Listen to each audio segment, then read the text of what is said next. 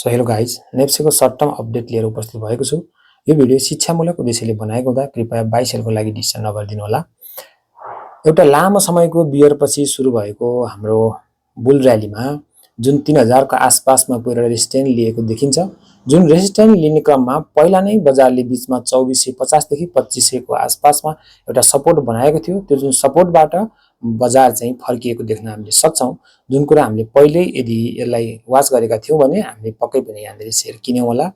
र यसैगरी माथि बढ्ने क्रममा फेरि रेसिस्टेन्स बनाउँदै तलमाथि गर्दै यसरी माथि गएको देखिन्छ र पुनः एकपटक यहाँनिर 3000 का आसपासमा पुग्नको लागि एउटा कोसिस गरेको देखिन्छ। तर फेरि बीचमै एउटा रेसिस्टेन्स आएको कारणले गर्दा बीचबाटै बजार फेरि एउटा पुलब्याक आएको छ, जुन फेरि सपोर्ट भन्दा थोरै माथिबाट बजार फर्केको देख्न पाउँछौं।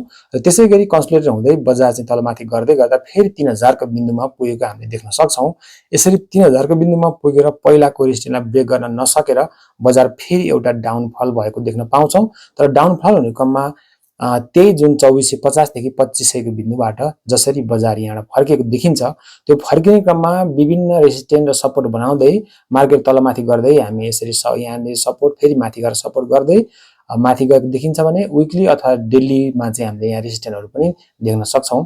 यसलाई सपोर्ट अथवा यसलाई चाहिँ रेस्पेक्ट गर्दै पुनः मार्केट एकचोटि यो विकलीबाट यहाँबाट फर्केको देखिन्छ भने फेरि यही हाम्रो 2600 को आसपासमा बजार आएर माथि जाँदै गर्दा जुन देशमा एउटा चुनावको माहौल गयो, त्यो चुनावको माहौल सकारात्मक बन्नाले गर्दाखेरि पक्कै पनि लगानीकर्ताहरूले यहाँ एउटा ठूलो एउटा उत्साहको र्याली भरेको देख्न पाइन्छ। तर हामीले एउटा कुरा के बिर्सिनुहुन्न भने जुन बजारको भविष्य पहिल्यै देखिसकेको हुन्छ भन्ने जस्तै गरी यहाँनिर पहिला नै एउटा बजारले डाउनफल हुँदै गर्दाखेरि एउटा रेसिस्टेन्सको बिन्दु बनाएको थियो, जुन एउटा 2900 को आसपासमा थियो। त्यही बिन्दुबाट बजार पुनः यहीँबाट फर्किएको थियो। यो र्यालीलाई चाहिँ लामो समय कायम गर्न सकेन। तथापि एउटा कुरा हामीलाई यहाँबाट के बनेको छ भन्दा पुनः एउटा सपोर्टको लागि एफभिजी बनाइदिएको छ बजारले, जुन एफभिजीबाट देख्न सक्नुहुन्छ बजार एउटा फेरि सपोर्ट लिएर माथि जाने क्रममा छ।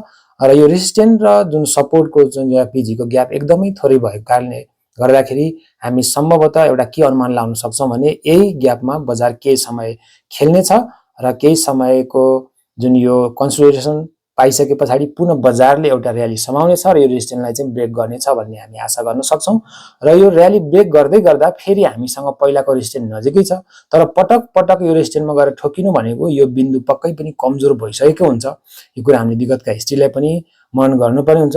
त्यसकारण यदि यो बजार माथि जाने क्रममा सपोर्ट बनाउँदै गयो र रेसिस्टेन्सलाई चाहिँ हामीले एउटा चाहिँ आधार बनाउँदै सपोर्ट बनाउँदै माथि गएको देख्न पाइयो भनेदेखि बजारमा पक्कै पनि अघिल्लो हाम्रो बुलको हाई 3200 को आसपास थियो, त्यसलाई हामीले चाँडै ब्रेक गरेको देख्न पाउने छौं भन्ने कुरा यहाँहरूलाई यो भिडियो मार्फत जानकारी गराउन चाहन्छु। यस्तै सर्ट टर्म अपडेट लगायत विभिन्न स्टकहरुको साइकोलोजिकल्ली सपोर्ट र रेसिस्टेन्सहरु बुझ्नको लागि कृपया यहाँहरूले कमेन्ट बक्समा कमेन्ट छोड्नुहोला र म तपाईहरुको कमेन्टको आधारमा जुन तपाईहरुले राखेका स्टकको सम्भावित अवस्था अथवा सम्भावित भविष्यहरुको विषयमा यहाँहरूलाई जानकारी गराउने भिडियो राख्नेछु भन्दै आजको भिडियोबाट बिदा हुन्छु।